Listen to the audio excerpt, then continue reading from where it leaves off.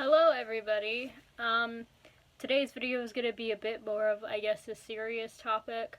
I was going to do a video on Bhad Bhabie's blackfishing and like what I think about it, because I, like to talk about things that are kind of in the popular media news. I know that's kind of blown over, but I think it's still relevant, and I'm gonna make a video talking about that in the coming days, maybe even later today, because I've been wanting to.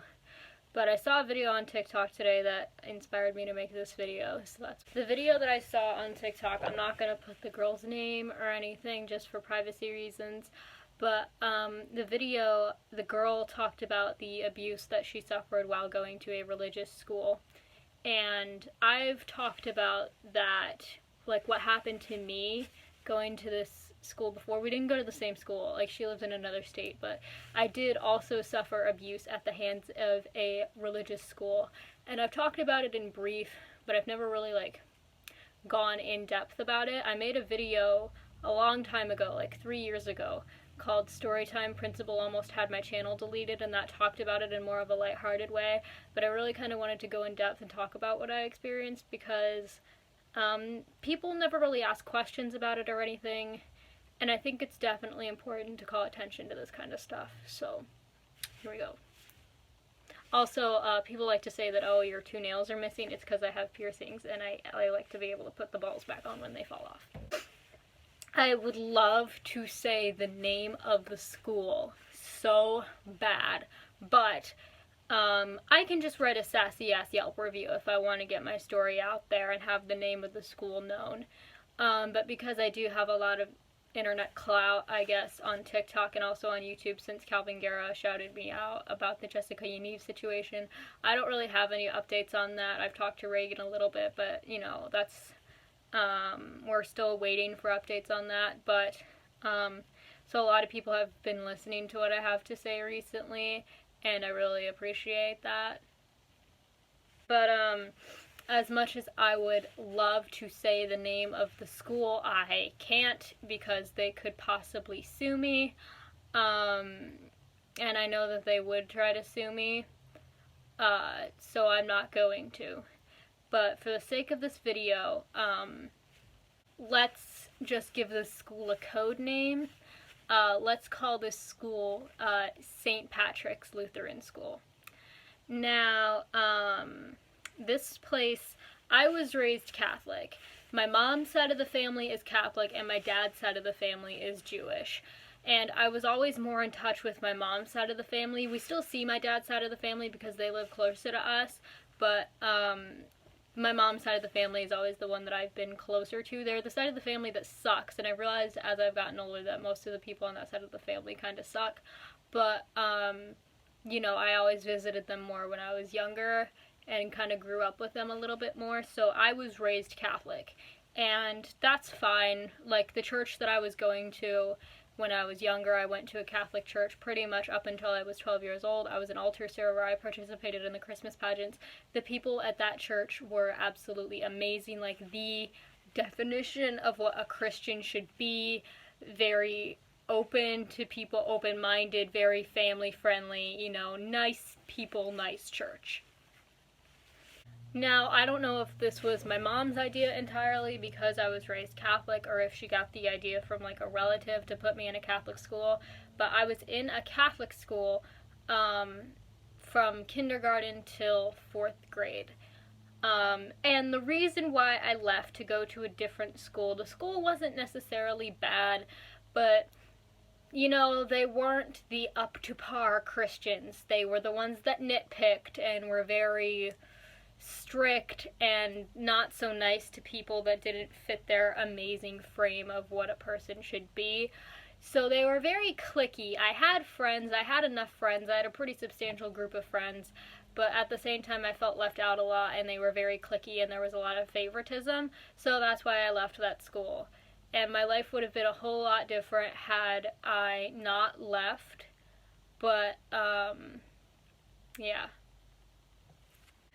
So after I left the Catholic school, I was transferred to a Lutheran school. And I think the reason why was because I was doing theater, and there was this girl, let's call her Joey, Joey did theater with me, and she went to this Lutheran school, and Joey was one of those people that was universally liked. She was a total sweetheart. I absolutely loved her. She was a really good friend. She was like the mom friend. She was like a year or two older than me, so she was like the mom friend. She was really sweet, and her parents were really nice as well. And when I was looking for a school to transfer to, my mom talked to Joey's parents, and Joey's parents said, "Oh, she goes to this school and they love her. Send her there." So that was when I transferred from my Catholic school to St. Patrick Lutheran School. Had I not transferred, I think I would be a totally different person in the ways that this school affected me.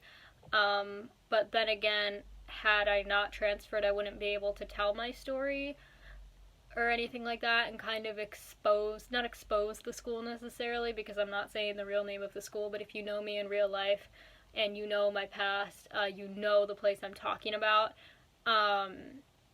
So do I regret transferring? Not necessarily, because it really wasn't my choice, and also I wouldn't be the kind of person that I am today if I had not transferred to that hellhole. Now, essentially, the reason why I really liked the idea of going there was because of the building. The building was inconceivably nice. Like, it wasn't like one of those giant rich kid schools. Like, it was like, it only had like 2 floors, and it was kind of a small building. But it was pretty damn nice. Had a nice cafeteria, all homemade food in the cafeteria. Nice big gym with banners of all our rival opponents for sports on the walls. So that was the main reason why I wanted to transfer there. I transferred there when I was in 5th grade, and I left at the end of 6th grade. So I went into this very naive, not really knowing that, religious people can be kind of mean and not very nice to people like me, alternative people. I wasn't looking very alternative at that point. I had like shoulder length blonde hair with bangs. I had the Grace Vanderwaal going on.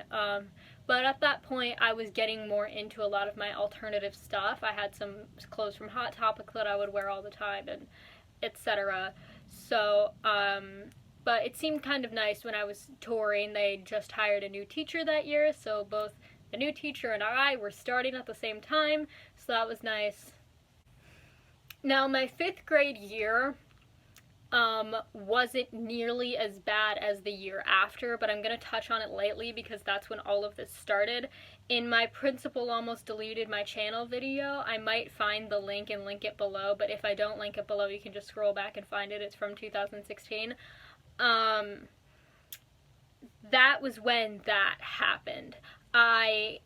My dad just bought a new laptop, and it had a webcam, and I wanted to see how the webcam would work, and I watched a lot of YouTube in my free time at that point, and I wanted to be a YouTuber and see what it would look like if I got on YouTube. So I made these videos showing off my brand new outfits from Hot Topic on my webcam. And no sound, very bad quality, just me, standing up like, this is what I'm wearing. You can't see my whole body, but like basically like, this is what I'm wearing. Look, I got these new clothes today. That's what the videos were. And I told some people at school about them because I thought they were cool. Whatever. We're just gonna talk about the kids that were in my class later, but most of them were pretty alright, I guess, except for a select few, but I'll get into that in a minute. And I was basically just making these videos showing off my new outfits and talking about things. And yeah. So at this point in the game, I was a volleyball player. I played volleyball for 5 years in total, not at this school obviously because I was only there for a couple of years, but I started playing volleyball when I was in 5th grade and continued up through like my junior year of high school. I think I maybe stopped in 10th grade, but either way, I played volleyball for a long time, and I started at this school, and that is literally the only positive thing I got out of going to that hellhole was I became a good volleyball player. That was the only good thing that ever came out of me doing that. That and like, I got to do the school play and I had a big role in the school play. Those were like the only things that were positive that came out of me going to school there. Now, my volleyball coach, she was like 19 years old. very strict, not nice in the slightest. She picked favorites, she was really bitchy, constantly getting in people's faces. I think everybody who's ever played a sport has had a coach like this. If you fuck up, you are running laps. Like, you're not... She was the kind of coach that's like, let's not address the problem. Like, if I'm fucking up on my serves, let's not stand around and work on my serves for an hour. No, she's taking you outside to run laps for an hour, because let's not work on specialization to improve your skills. Like, she was awful. I hated her. And, so I was really upset because I hated my volleyball coach, but I loved playing the sport, so I wasn't gonna, like, drop it just because I didn't like the coach. And I had a very close friend on the team, let's call her Amy. Amy was basically my only friend through all of this bullshit. She was my rock. I absolutely loved her. She was my best friend. We went through so much together. We still follow each other on socials, but, like, we're not super close friends anymore. But Amy, of course, is not her real name, but if she sees this, Amy, you know who you are. I love you. She was my rock through all of this, and she was pretty much my only friend. So I stayed on the team because I loved the sport, and I really liked being around Amy. And she was a year older than me, but, you know, we got along really well. And we both shared the same mutual hatred for the coach. So then, for whatever reason, the school did this thing. It was inconceivably stupid, but it's a religious school. I get why they did it. But they did this thing, like, every week where you had to memorize either, like, the books of the Bible in order, or a Bible verse, or a prayer. And they made you, like, write it down and memorize it before speaking it aloud to the whole class. And if you failed these quizzes and you didn't study for a certain amount of times, you got kicked off whatever sports teams you were on. And Amy, I guess, hadn't studied for this one quiz. She got to retake it. She didn't study again, and then she got to retake it a third time, and she failed. So she was kicked off the volleyball team, and I was inconceivably upset. And I remember the volleyball coach didn't give a shit. She was kind of celebratory, even a little, just the biggest bitch about my only friend being kicked off the team. So I went on my little webcam and I made a video, no sound, none, of just me venting, and I typed up what I'd said in the description about how she was just not a good coach. I didn't say any names. I just basically said, like, you know, she's not a good coach. My friend got kicked off the team, whatever. You know, I was like 11 years old and I was upset. So this video, no sound. A few people at school saw it and a concerned parent alerted the principal. Now, the principal. This video is going to be very long, I'm sorry, because there's a lot of detail involved. Now, the principal, she was by far the worst person out of all of these people at this school. She looked like she was constantly ready to go out and go purging, you know, like the original Purge movie when there's those people standing in front of the door with their masks, like, she looked plastic. She was just by far the worst person out of all of these people. Let's call her Miss Hatred, because that's how she was. Also, a girl on TikTok calls her least favorite teacher Miss Hatred, and I think that's funny. So we're gonna call the principal Miss Hatred.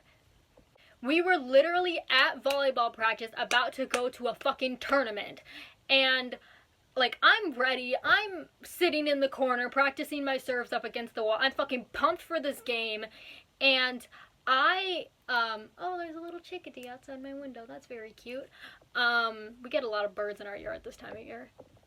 So I'm getting ready for this tournament game, whatever, and the bitchy coach that I made the video about, her mom was a teacher at the school. Her mom didn't know me really, but, you know, she was affiliated with the volleyball team, so she knew who I was because her daughter was the coach. So her mom came in and was like, hey, Miss Hatred wants to see you, and I was really confused. So I just went up to the office to speak to Miss Hatred. And Miss Hatred sat me down, and she basically told me that how I was dressing in my videos where I was showing off my clothes was satanic, and that I was being sexual by posing and showing off my clothes, and that I had to go and apologize to the coach right away because I was bullying her, even though she was like 19 years old and I was 11. So basically, she just basically spewed all of that to me. I cried and I didn't understand what the deal was. because my videos, even before the ones about the coach, weren't hurting anybody. I was just showing off my outfits. Like, I wasn't being sexual. I wasn't doing anything bad. Like, the videos had no sound. They're not hurting anybody. So essentially, she made me go downstairs and apologize to the coach. I was suspended for 2 days, so I was out of school for 2 days. And then when I came back, I had to apologize publicly to my entire 5th grade class and the volleyball team. And it was really embarrassing, and I hated myself for it because Miss Hatred is awful. Now, after that whole scenario, Miss Hatred had a bias towards me and basically kind of passed it on to the rest of my teachers. She had a bias against me about how I was a Satanist and how I was a bad influence and how my parents weren't raising me right, etc. And she passed that on to the rest of the teachers so that it would come back to bite me in the ass the next year. But a lot of the kids that were in my class at the time, most of them were pretty okay, but there were a select few that were really snotty and kind of like, I'm better than you, I'm better than you, I'm better than you. And that was like the vibe of the entire school pretty much. But 5th grade I wasn't really bullied that much. 6th grade was when I really got bullied to the point of attempted suicide. So we're going to get into that now. My 6th grade year was hands down, other than like 2016 because that was a mess, but my 6th grade year was hands down probably one of the worst years of my life because of what happened to me at St. Patrick's Lutheran School. A lot of people left the school after our 5th grade year. I don't know why. I guess they had their own reasons, but a lot of them left to either go to the next best Christian school that was like a few blocks over, or they just went to public school. So a lot of people left, and our class was very small and kind of close-knit, and this year was the year that I had the teacher that was the mother of the volleyball coach. For whatever reason, over the summer, a lot of the girls that were in my class that I considered friends came back and became total assholes. Like, they were just mean to me, and they thought that I was too sophisticated, was what they called me, because I was really good at English and writing and drawing. Like, I thought I was too sophisticated. They just came back, and a lot of them turned into complete assholes. I don't know what happened to them over the summer, but they're just not nice people now, and they pushed me around, and it was that kind of thing where you like say something that's supposed to be funny. Like, I'm gonna give you an example. And because, you know, we were in middle school, in a religious school, none of us cursed, so our jokes were always super clean, family friendly, whatever. Hey, Samantha, everyone, I thought of a really great joke. What do you call a monster that's holding an explosive? An abomination. That's not funny. Like, that's how they reacted to a lot of the stuff that I said. Even if I wasn't joking, even if I was just talking about something that I was passionate about or something that I liked, a lot of the time people would just look at me with that, like, look, and I developed severe social anxiety because of that. I don't have any anxiety with public speaking really, but me just going up and talking to people, like even going to get gas, I can't even do that on my own because I'm scared of that happening because of how these people treated me. Now, my friend Amy, who I mentioned earlier, was going through some stuff at home, and she was being bullied for a lot of the same reasons. She started self-harming, and I don't want to put the blame on her in any way. I definitely don't think it was her fault. I think it was definitely fucking Tumblr's fault, that fucking hell site, when romanticizing self-harm was a big thing back in the day. And so Amy started self-harming, and I saw that she was doing it, and I picked it up from her and from her talking about what she saw on Tumblr, and it helped. As much as I hate to say it, it helped. I was self-harming a lot. Both of my arms were completely cut up, my legs, my ankles.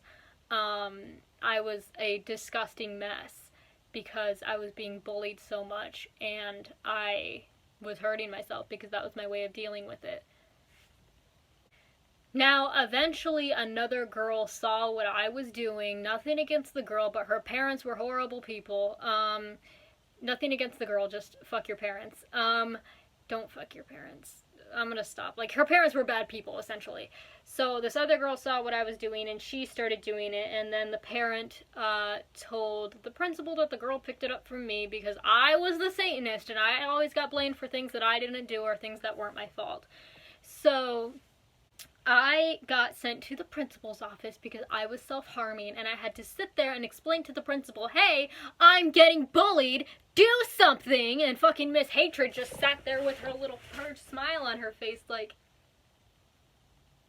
didn't do anything. She said she would do something about the bullying because the main girl that was doing it, she got a lot of reports about her bullying other people, but she didn't do anything, and the bullying never stopped. But basically said, you're traumatizing people, what you're doing to hurt yourself, it's not worth it, you're passing it on to other people, where did you learn how to do this from? So I told her that Amy had told me what was going on, and she basically let Amy off the hook because Amy had other mental problems. First of all, you can't punish somebody for having a mental illness. That's not something you punish somebody for unless they're blatantly doing it for attention and hurting other people. That's not what I was doing. That's not what Amy was doing. So Amy basically got let off the hook because I guess Miss Hatred saw that, like, validated her mental problems over mine because we were going through the same stuff. But because Amy wasn't an emo Satanist, she got let off the hook. No disrespect towards Amy. I still really respect you. I just hate this fucking principal. So Amy got let off the hook. No punishment. Nothing. And I got in-school suspension for a day because I was cutting myself. Let that sink in. I got in-school suspension because I was cutting myself. So my in-school suspension goes by one day, right? I roll up to school the next day, and I'm about to go downstairs to go to my classroom because, like, the middle school classrooms were downstairs, like, in the basement. So I'm going downstairs to go to my classroom. Miss Hatred catches me in the hallway, and she, like, grabs my arm, and she's like, hey, your classmates aren't ready to see you yet, so we're going to give you another day of ISS. And this went on for, like, 2 more days. So I was in school suspension for 3 days because Miss Hatred thought that me cutting myself had traumatized my classmates so much that they weren't ready to see me, so they're gonna isolate me from everybody else rather than addressing the situation head on and addressing the reasons why I was doing this to myself. Among everything else that I got in trouble for that I just didn't do, like, I got in trouble for getting some marker on the bathroom wall. I didn't put marker on the bathroom wall, but I got in trouble for it, and I got pulled out of school for that. So I got in trouble a lot for things that either were inconceivably stupid, like self-harming, you don't punish someone for that, or for getting blamed for things that I didn't do, like putting some marker on the bathroom wall. I didn't fucking put marker on the bathroom wall, but everybody made me take the blame for it. I didn't fucking do it. So fast forward 3 days, my in-school suspension goes by, and I get back to class, and everyone's sitting there staring at me, like, turning around, like, it's, like, you know the look. Everybody was giving me that look, and the teacher made me admit that what I did was wrong, and then made me go around the room and say one thing that I liked about everybody in the class. It's humiliating. All because I was hurting myself because I was miserable. And after that whole ordeal happened,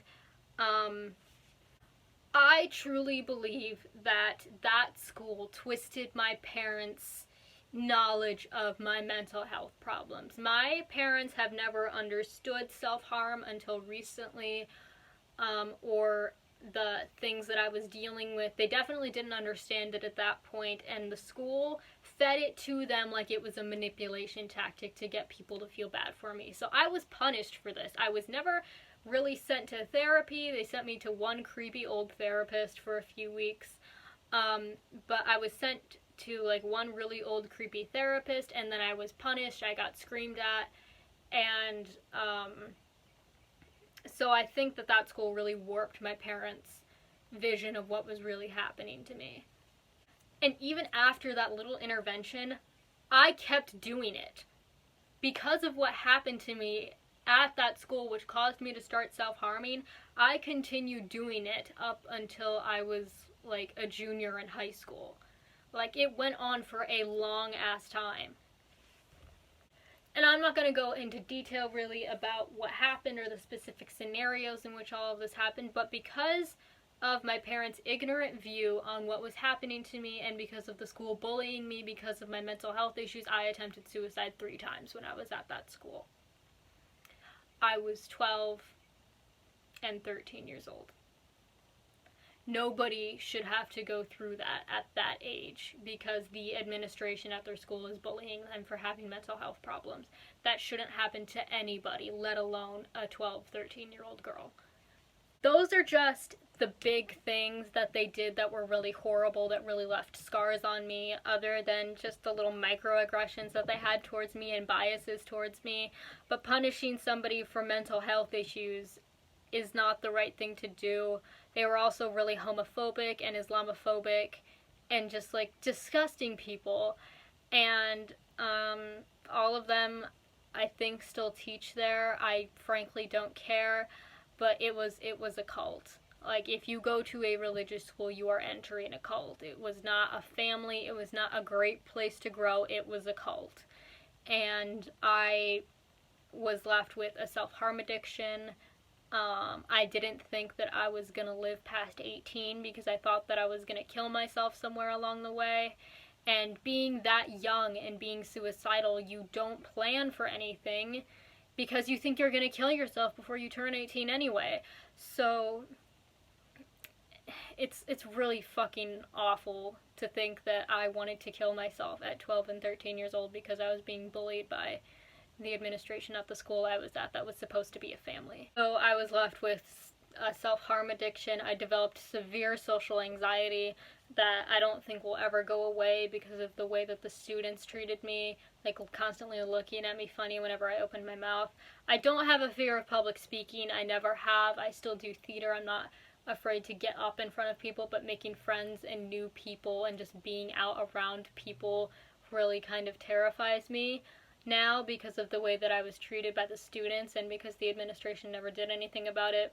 I'm left with this constant thought in the back of my mind because of what happened to me at this school. I was left with, it's still there. Like, if shit hits the fan, kill yourself. It's fine. I'm still left with that as an option, and it shouldn't be an option, but because I was suicidal at a very young age, that thought is still there in the back of my mind. It's like, if shit hits the fan and like there's no way out, you can just kill yourself. Like, nobody should think like that, let alone at 12 and 13. But because I was so young when I developed suicidal ideation, you know, that sticks with you and it's horrible. If any of you guys know the school that I am talking about, or if any of you have younger siblings that know of the school, please do not send your children to this school. Please don't. Unless you are their perfect cookie-cutter Christian image, they will bully you to filth. I am living proof. Yeah, it's not good. I don't know how this place is still open. I don't know how they weren't, you know, not punished legally, but like, I don't know how they weren't reprimanded in some way because of what they did to me or to other people that were there. They did it to Amy too, but just not to the same extent. So yeah, I hope you guys are having an okay time in quarantine, and I hope that everything is okay. Please reach out for help. There's online resources that you can look at, and I hope everybody is doing okay. Thank you for listening to me, and until next time, have a good day or night or whatever.